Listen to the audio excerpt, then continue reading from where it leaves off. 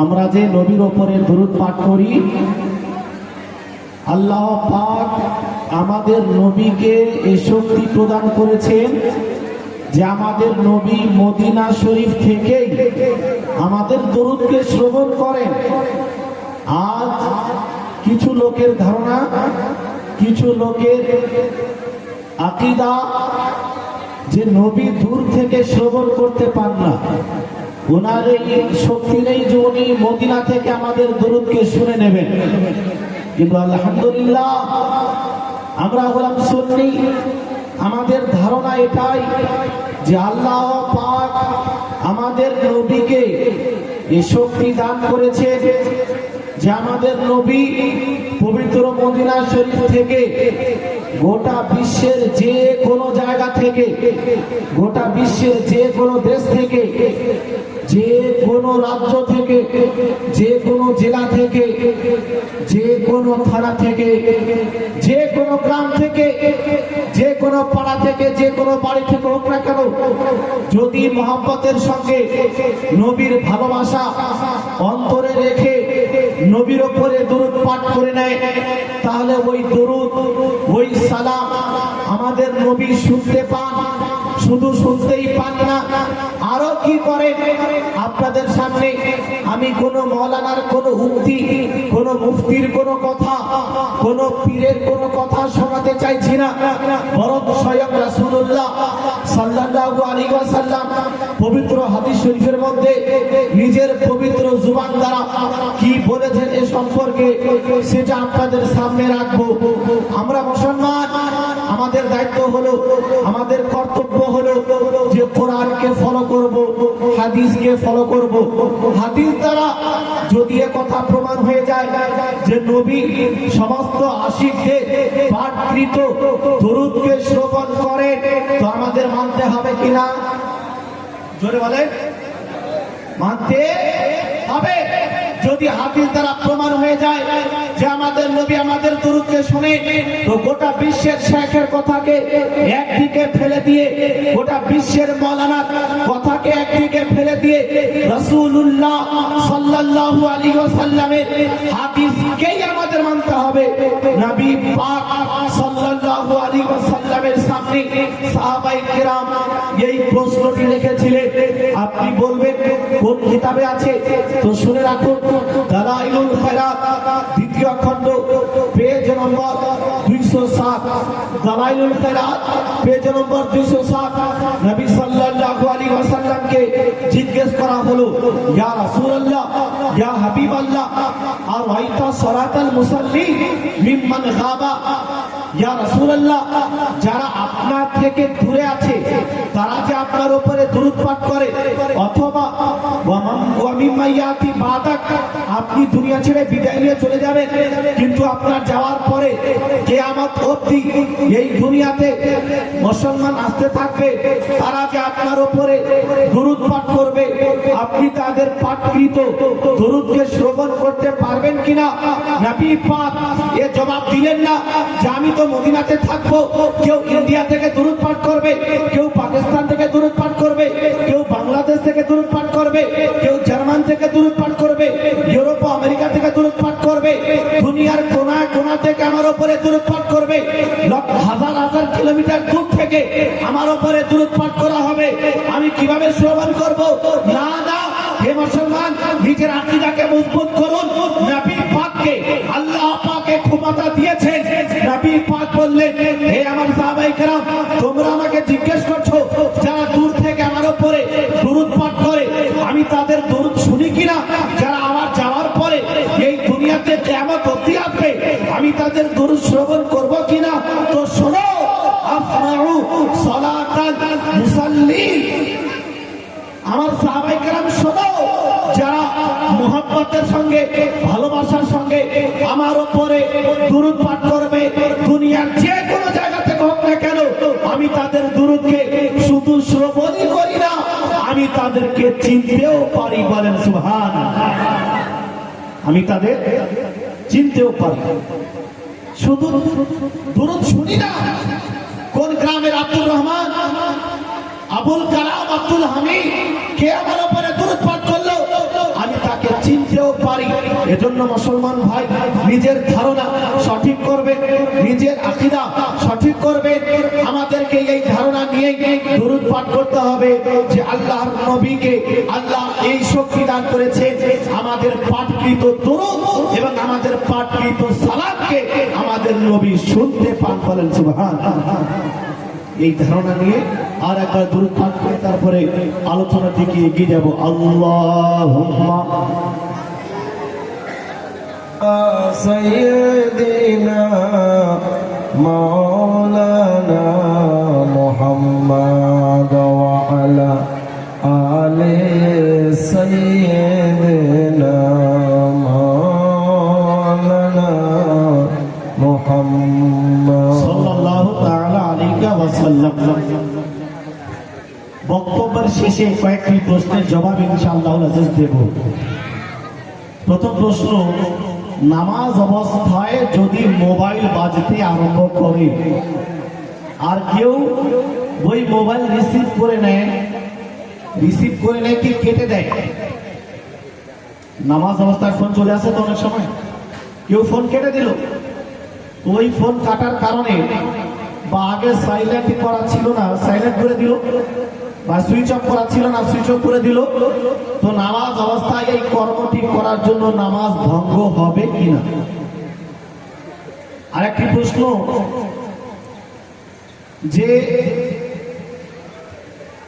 মা বোনেরা লোহা তামা পিতলের আংটি বা কোনো অলংকার পরিধান করতে পারবে কিনা?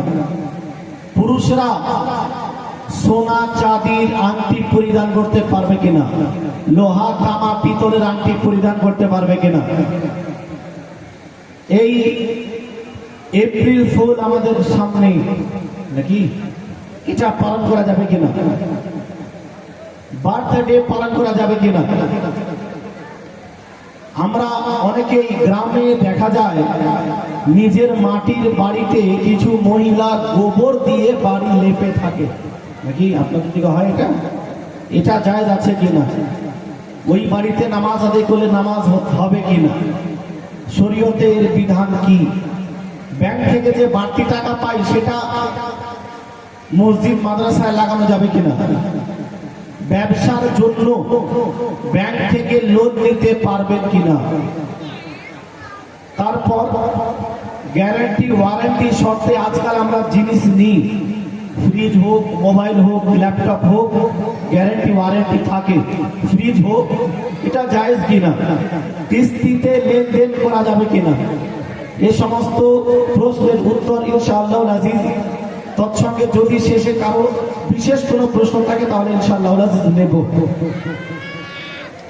আমি পবিত্র কোরআন থেকে সূরা আলে ইমরান আয়াত নম্বর 139 থেকে একটি আয়াত তেলাওয়াত করেছি। আল্লাহ পাক বলেন, ওয়ালা তাহিনু ওয়ালা তাহজানু ওয়া আনতুমুল আ'লাউনা ইন কুনতুম মুমিনিন। আল্লাহ পাক বলেন, হে মুসলমানেরা শোনো, তোমরা দুর্বল হয়ো না, দুঃখিত হয়ো না, তোমরাই বিজয়ী হবে, তোমরাই জয়লাভ করবে যদি তোমরা ঈমানদার হও। বলেন সুবহানাল্লাহ। যদি তোমরা পাক্কা ঈমানদার হও তোমরাই বিজয়ী হবে, তোমরাই জয়লাভ করবে। আজ আমাদের মুসলমানদের সামনে, সুন্নিদের সামনে দুইটি মস্ত বড় জিনিস আমাদের দাঁড়িয়ে আছে। আমাদের সামনে দুইটি ভয়ঙ্কর জিনিস, যে দুইটি জিনিস আমাদের চরম ভাবে ক্ষতি করছে। একটি হলো কিছু অমুসলিমদের শক্তি, আর অপরটি হলো কিছু নামধারী মুসলমানদের শক্তি। এই দুনিয়াতে কিছু লোক আছে যারা চায় যে মুসলমানদেরকে ধ্বংস করে দেওয়া হোক, মুসলমানদের অস্তিত্ব মিটিয়ে দেওয়া হোক, মুসলমানদের শেষ করে দেওয়া হোক, মুসলমান মুক্ত বিশ্ব হওয়া দরকার। কিছু লোকের ধারণা, আর তারা সার্বিক ভাবে এই কাজ করে চলেছে। ইহুদি খ্রিস্টানরা শুরু থেকেই এদের পরিকল্পনা যে মুসলমানদের ধর্মকে কিভাবে শেষ করা যাবে, মুহাম্মাদের মান্যকারীদেরকে কিভাবে শেষ করা যাবে, ইসলাম ধর্মকে কিভাবে শেষ করা যাবে।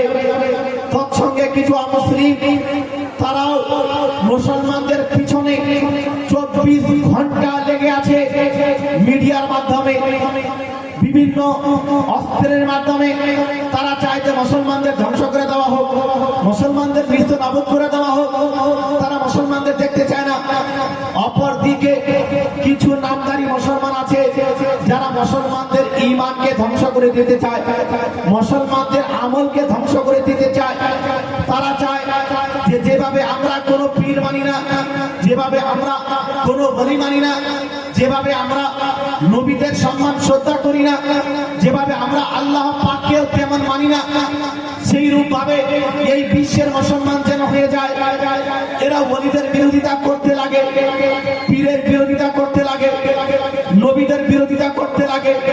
এইভাবে তারা মুসলমানদের ঈমান এবং আমলকে ধ্বংস করতে চায়। কিন্তু মুসলমান ভাই কান খুলে শুনে রাখবে যে এদের মধ্যে কারো ইচ্ছা কিয়ামত অবধি পূর্ণ হবে না। এই বিশ্বের মধ্যে মুসলমানদেরকে সর্বপ্রথম আল্লাহ পাক পাঠিয়েছে। এই বিশ্বের প্রথম মানুষ ছিল মুসলমান। হযরতে আদম উনি অমুসলিম ছিলেন না, উনি ইহুদি খ্রিস্টান ছিলেন না, বরং উনি আল্লাহর নবী, আল্লাহর রাসূল, উনি আল্লাহ পাকের একজন পেয়ারা বান্দা ছিলেন। আর উনি মুসলিম ছিলেন। এই বিশ্বের সর্বপ্রথম মানুষ মুসলিম। মুসলমানের মাধ্যমে এই বিশ্ব শুরু হয়েছে, মুসলমানের মাধ্যমে এই বিশ্বে মানব জাতির প্রকাশ হওয়া শুরু হয়েছে। কিয়ামত অবধি যদি কোনো শক্তি চায় যে মুসলমানদেরকে মৃত্যু নাবুদ করে দেব, মুসলমানদেরকে ধ্বংস করে দিব, কিয়ামত আসতে পারে, কিন্তু মুসলমানদেরকে আল্লাহ ছাড়া কেউ শেষ করতে পারে। আল্লাহ পাক যখন চাইবে যে আমি আমার বান্দাদের আর রাখবো না মুসলমানদের, তখনই কেবল এই দুনিয়া ছেড়ে মুসলমান বিদায় নেবে। তার পূর্বে আমেরিকা থেকে নিয়ে ইউরোপ পর্যন্ত আর ইসরায়েল থেকে নিয়ে রুশ পর্যন্ত গোটা বিশ্বের যত শক্তি আছে, এরা যদি কিয়ামত অবধি একত্রিত হয়ে চেষ্টা করতে থাকে বিশ্বের মুসলমানদের ধ্বংস করতে, মুসলমান এটা সম্ভব, মুসলমানদের ধ্বংস করা সম্ভব হবে। আল্লাহ পাক বলছেন শোনো, তোমরা দুঃখিত হয়ে না, তোমরা চিন্তিত হয়েও না, তোমরা দুর্বল হয়েও না। এরা তোমাদের উপরে অন্যায় অবিচার অত্যাচার করবে, কিন্তু আমি তোমাদের প্রতিপালক, কোরআন আমি তোমাদের উপরে অবতীর্ণ করেছি। আমি তোমাদের হেফাজত করব, এই কোরআনের হেফাজত করব। এই জন্য আল্লাহ পাকের এই নাযিলকৃত কোরআনকে পাঠ করুন।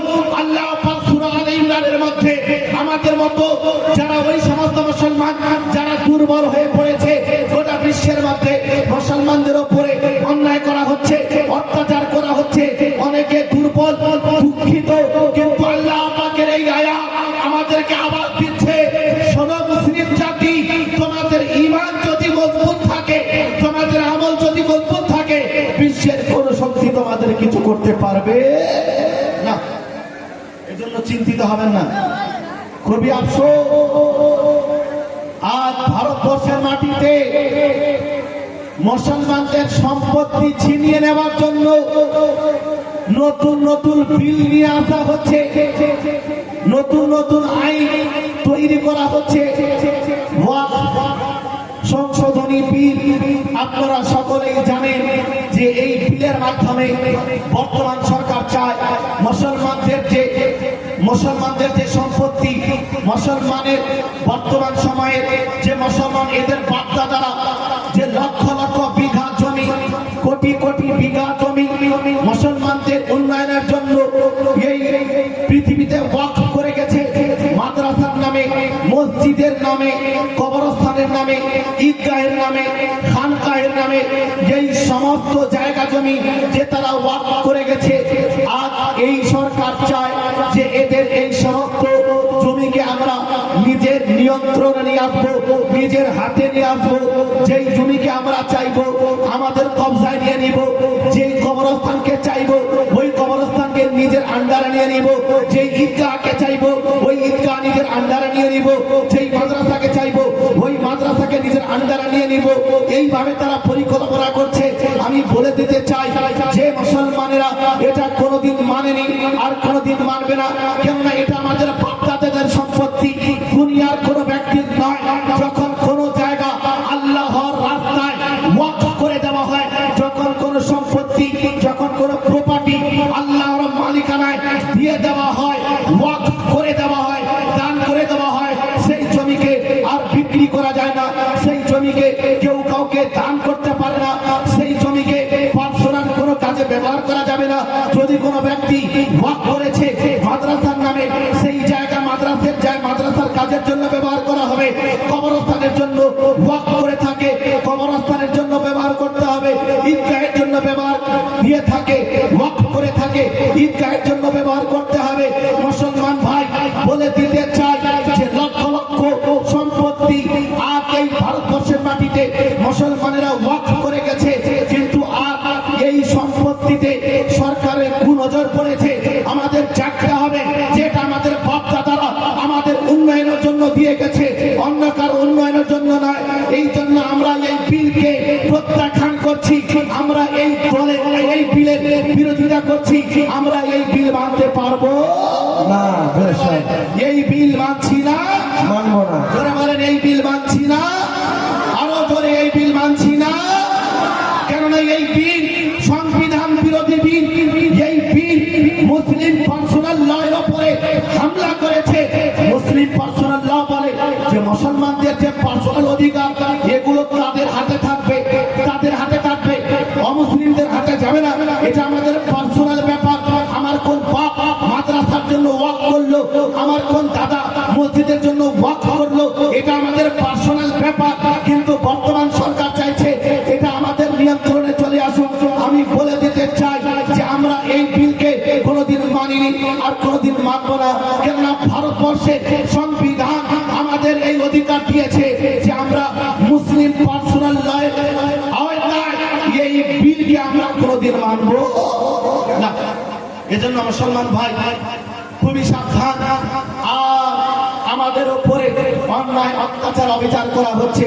আমরা মুসলমান, ভারতবর্ষকে আমাদের বাপ দাদারা দিল থেকে ভালোবেসেছিল বলে যখন পাকিস্তান হয়েছিল আমাদের বাপ দাদারা পাকিস্তানে যেতে পারতো, কিন্তু তাদের অন্তরে যেই ভারতের মাটিতে যেই গরিব নওয়াজ আছে সেই গরিব নওয়াজের ভালোবাসা ছিল, তাদের অন্তরে মাকতুম পাকের ভালোবাসা ছিল, তাদের অন্তরে আলা হযরতের ভালোবাসা ছিল, তাদের অন্তরে হাজার হাজার আল্লাহর ওলিদের ভালোবাসা ছিল। এই জন্য তারা ইচ্ছাকৃত ভাবে পাকিস্তানে না গিয়ে নিজের এই জন্ম হওয়া মাটি ভারতবর্ষের মাটিতে থেকে তারা প্রমাণ করে দিয়েছে যে আমরা পাকিস্তানকে নয়, আমরা এই ভারতের মাটিকেই বেশি পছন্দ করি।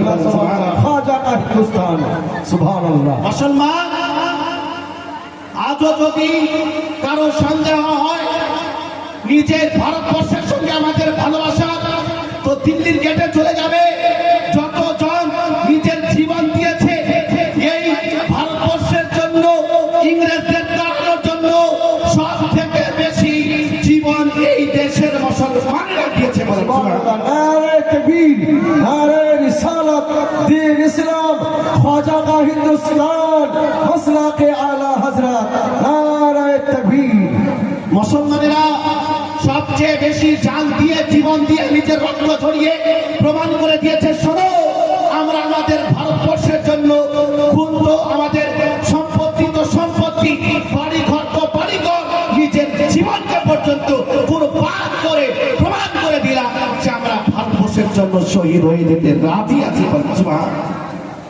আর আমাদের ভালোবাসার উপরে আপত্তি, শোনো আমরা যখন দুনিয়া ছেড়ে বিদায় নিয়ে চলে যাই তো আমাদেরকে এই মাটিতেই দাফন করা হয়। বলেন সুবহানাল্লাহ। এই মাটিতেই আমরা থাকি।